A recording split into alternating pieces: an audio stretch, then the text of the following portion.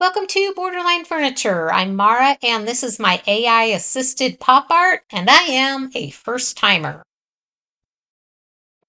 This challenge is hosted by the Flippin' Bunch, and it was my idea. Love it or hate it. Check it out. I found this beauty at my local thrift store. A few cigarette burns, but nothing to worry about. And look at this. It's already given me pop art vibes. Some things were just meant to be. This little dresser required a thorough cleaning, a few minor repairs not really worthy of filming, and some sanding. And then finally a base coat was done for preparation. That was it. This was a before picture taken in my garage, and I asked AI to create some mock-ups of AI pop art images. And I picked this one as my favorite. I used Block Poster to enlarge the image, and I'm just checking here to see if the size is correct. Let me think. Something that was really popular in the 1960s that you can't find anywhere anymore. It's got to be carbon paper. So I'm just going to use pencil lead. And what do you know? It worked. I moved the call out because I didn't think it needed to sit right on her face. And at this stage, I faked the hair. And I'm honestly just hoping everything comes together in the end. I am pretty nervous about this one. Here's my color palette left to right: black, brilliant blue, buzzin', and beauty queen. This is flat paint from Bear, and these color names are pop art perfect. I'm so embarrassed to be telling you all this, but I got this as a birthday gift in July, and here it is April, and I'm finally getting around to using it. We'll see how this goes.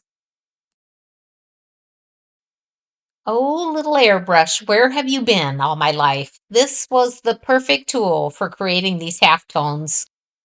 Now, what kind of paint artist would leave the cap on the paint pot? Oh, I guess that'd be me. Yeah, that doesn't work. You got to take it off. I do kind of figure it out after a while. Spoiler alert. Creating halftones does sort of get monotonous after a while. Oopsie. AI gave her pink bangs, and I meant to make this yellow. Yellow has to be my least favorite paint color, and it takes so many coats just to get an even finish. And here's just another shot of me trying to paint this yellow. Oh man, do I hate painting yellow. And in case you're curious, the blue and the pink go on magically. They go on so well. But I really did struggle with that yellow. And then this is where I actually fall in love with the yellow. The black outlines of the hair, the offset of the yellow, it just works so perfectly. But I did want to say here that I initially planned to paint this with a paintbrush, but the Posca pen was really the key to making these sharp lines. Yep, that black and yellow really does pop. Self-proclaimed procrastinator, especially at moments like this when I've already invested so much time into a project and one slip up could send me straight back to square one. I even practiced on a paint canvas so I'd get this part right. Okay, I'm a little shocked that this came out so good.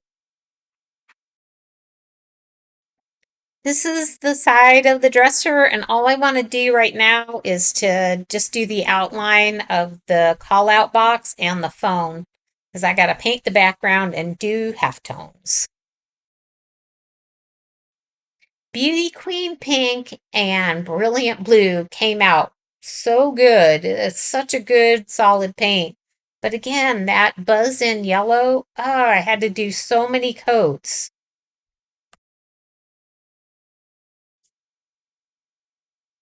For these halftones, I painted them all black to keep everything consistent.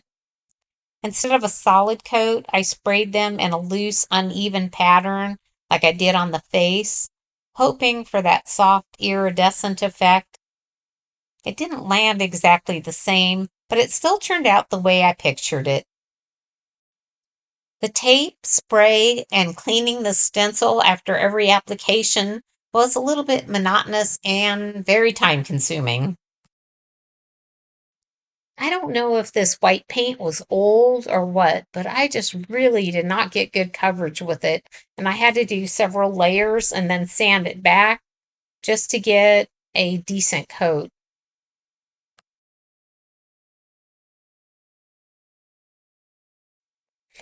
And again, I just don't trust my paintbrush skills, so I painstakingly taped off the areas that I wanted to paint blue so that I would get a nice, crisp, clean image.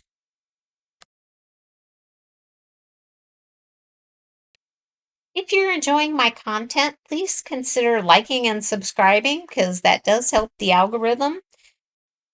And this challenge is sponsored by the Flipping Bunch. The Flipping Bunch airs every Wednesday night at 6 p.m. Central Time. So come check it out.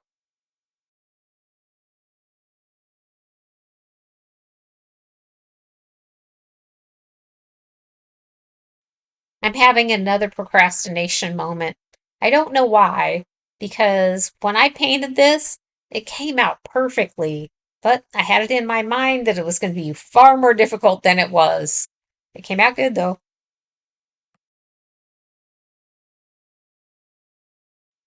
And finally, this is the last bit of painting I have to do before I do the hardware.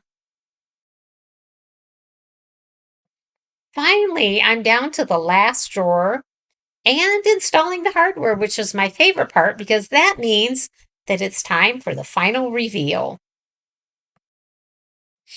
As a reminder, this is where this dresser started, and now for my pop art project.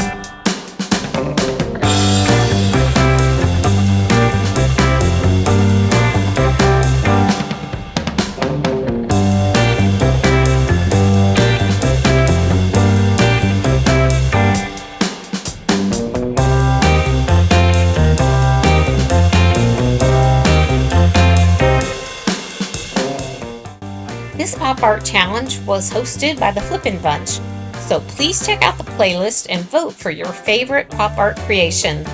Your likes and comments are always appreciated, and as always, thanks for watching.